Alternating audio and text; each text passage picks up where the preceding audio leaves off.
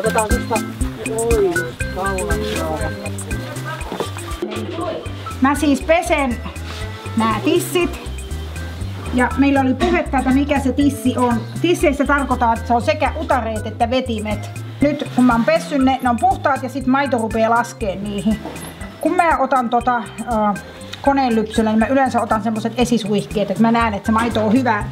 Mut mehän nähdään se nyt, kun me ruvetaan lypsään ämpäriin.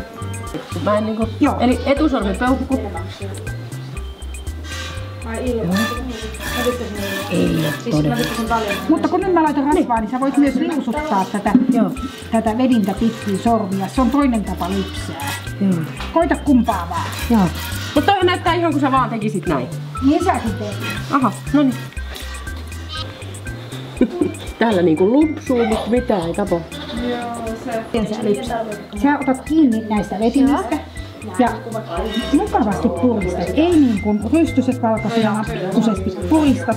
Samalla veden alaspäin. Mulla tulee maitoa. Näin on. Se tulee hyvin. Niin, tulee hyvin.